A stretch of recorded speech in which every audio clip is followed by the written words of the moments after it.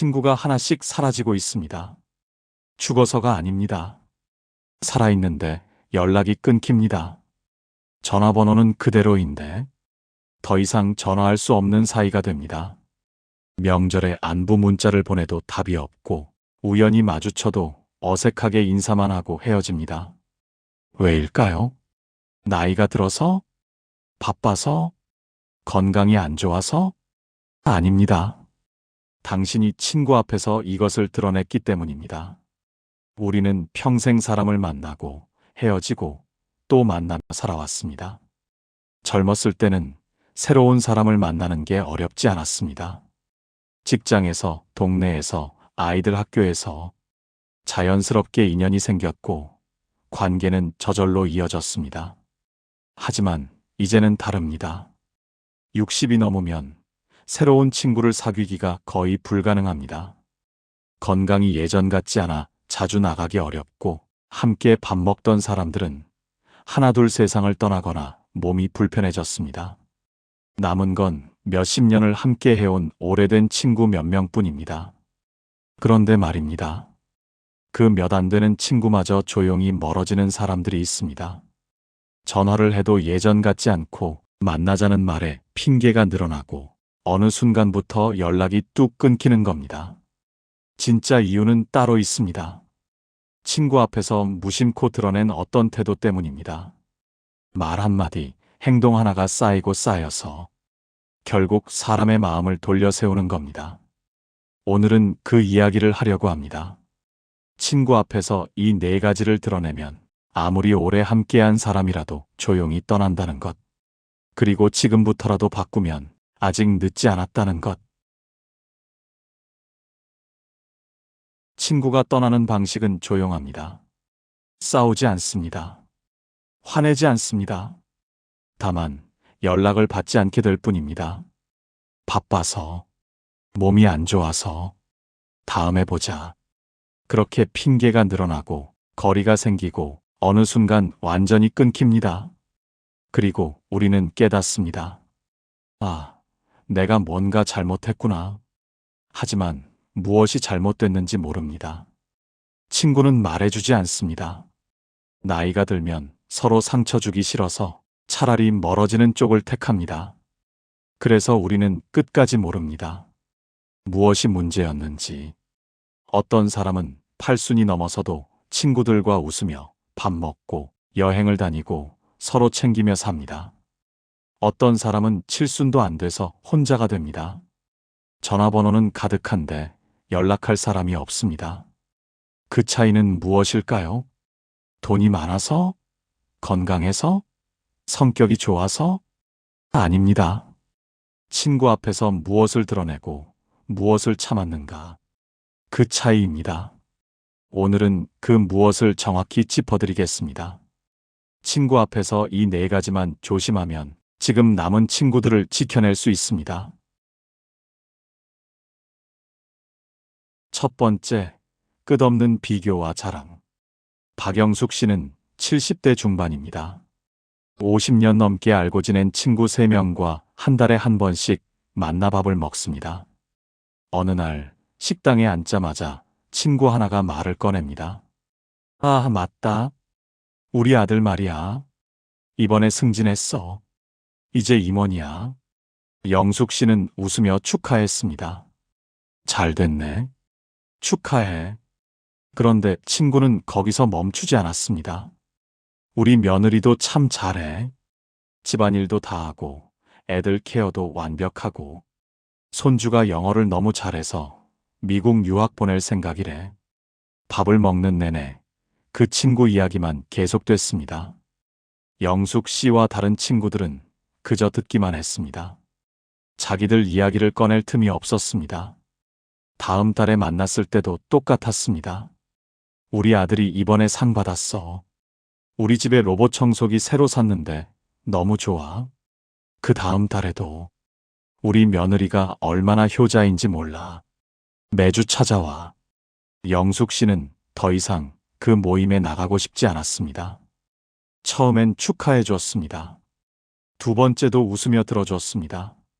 하지만 3번, 4번, 5번 매번 만날 때마다 같은 이야기만 반복되자 영숙 씨는 지쳐갔습니다. 핑계를 대고 모임을 빠지기 시작했고 결국 연락을 끊었습니다. 왜일까요? 시기심 때문일까요? 질투 때문일까요?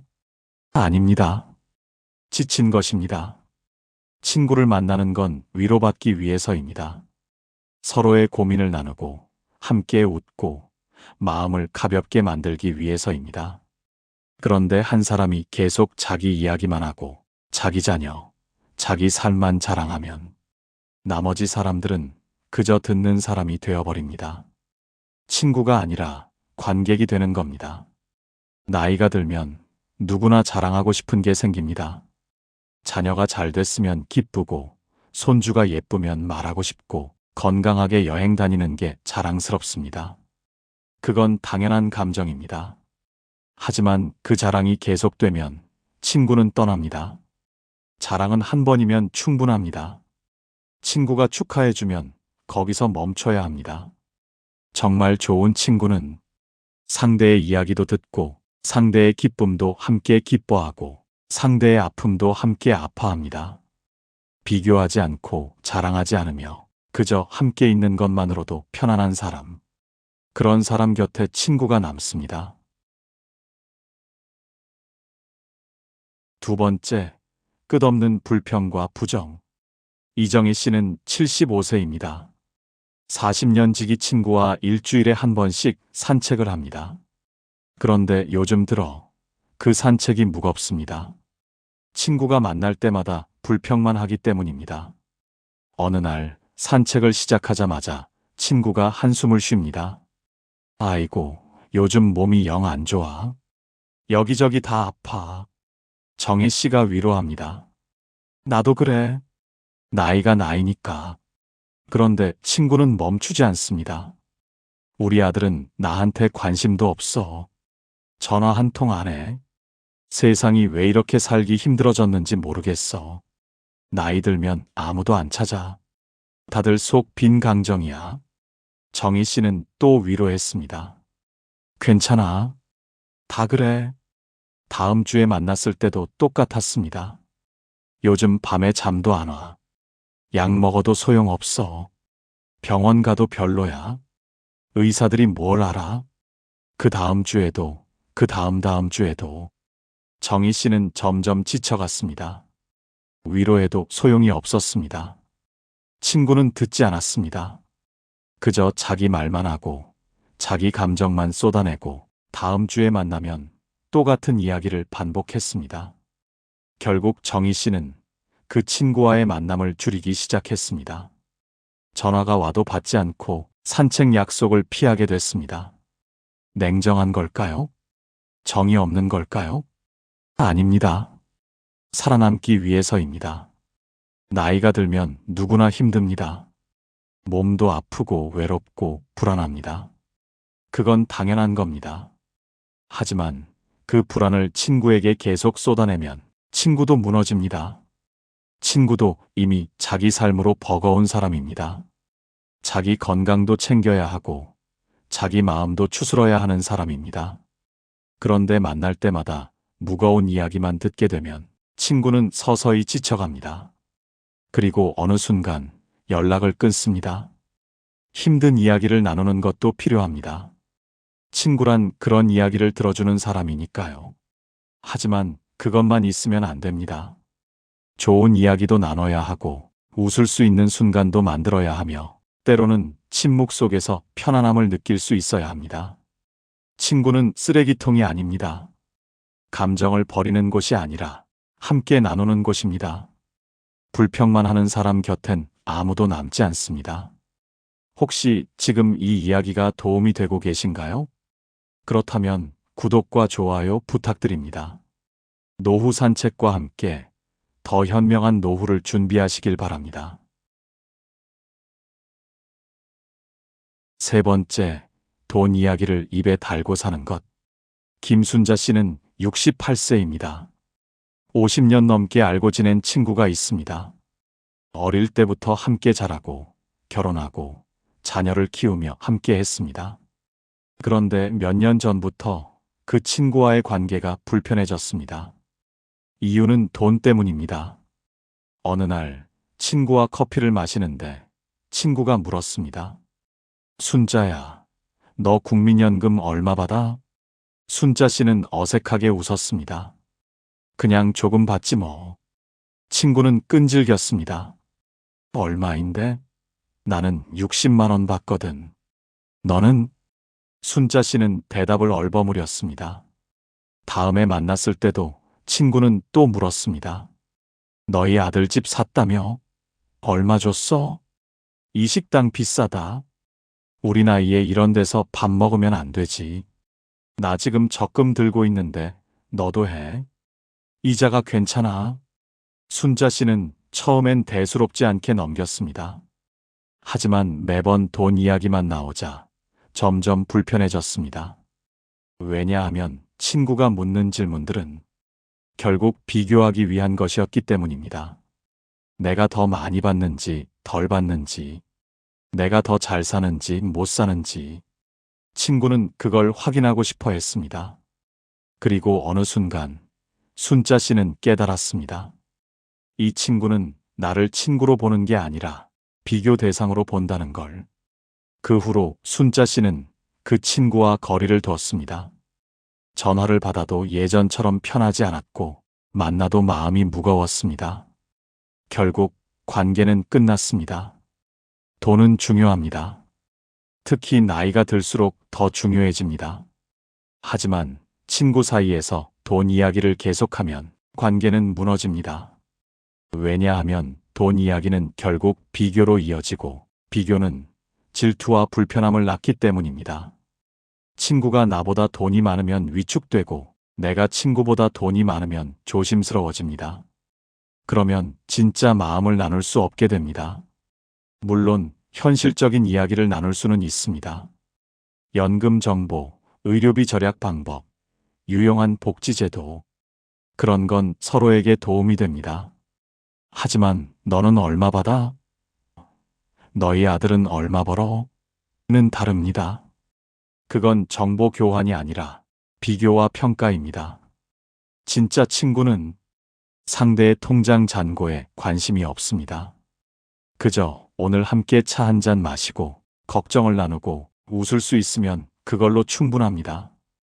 돈 이야기를 입에 달고 사는 사람 곁엔 진짜 친구가 남지 않습니다. 네 번째, 과거의 자기 자랑과 현재의 무시. 한명수 씨는 72세입니다. 젊었을 때 사업을 했고 꽤 성공했습니다. 그 시절의 영광이 아직도 생생합니다. 그래서 친구들을 만나면 자주 옛날 이야기를 꺼냅니다. 어느 날 친구 셋이 모였습니다. 한 친구가 말합니다. 나 요즘 손주 돌보느라 바빠 죽겠어. 그러자 명수 씨가 코웃음을 칩니다. 그게 뭐가 힘들어? 우리 때는 애 셋을 키우면서 일도 했는데. 친구는 더 이상 말하지 않았습니다. 명수 씨는 계속 말을 이어갔습니다. 요즘 애들은 고생을 모르니까 그래. 우리 때는 진짜 치열했다고. 내가 사업할 때는 말이야. 직원만 몇십 명 뒀어. 그때는 내가 이 동네에서 손꼽히는 사람이었지. 친구들은 처음엔 맞장구 쳐줬습니다. 그랬지. 그때 자네 잘 나갔지. 하지만 다음에 만났을 때도 똑같았습니다. 다른 친구가 말합니다. 나도 요즘 봉사활동하는데 보람 있어. 명수 씨가 웃습니다. 봉사? 그게 뭐가 대단해? 나는 예전에 장학금도 주고 그랬는데. 친구들은 하나둘 자리를 피하기 시작했습니다. 모임에 나오지 않고 전화를 받지 않고 결국 아무도 명수 씨의 연락에 답하지 않게 됐습니다. 왜일까요? 명수 씨가 나쁜 사람이어서일까요? 아닙니다. 명수 씨는 과거로 현재를 깔봤기 때문입니다. 친구들은 지금도 나름대로 열심히 살고 있습니다. 손주 돌보고 봉사활동하고 건강 챙기며 하루하루를 보냅니다. 그런데 명수 씨는 그 모든 걸 하찮게 여겼습니다. 자기 과거에 비하면 아무것도 아니라는 듯이. 친구들은 위로받고 싶었습니다. 자기 일상을 인정받고 싶었습니다. 하지만 명수 씨는 그걸 무시했습니다. 과거의 영광으로. 나이가 들면 과거가 소중해집니다. 젊었을 때의 기억, 열심히 살았던 시절.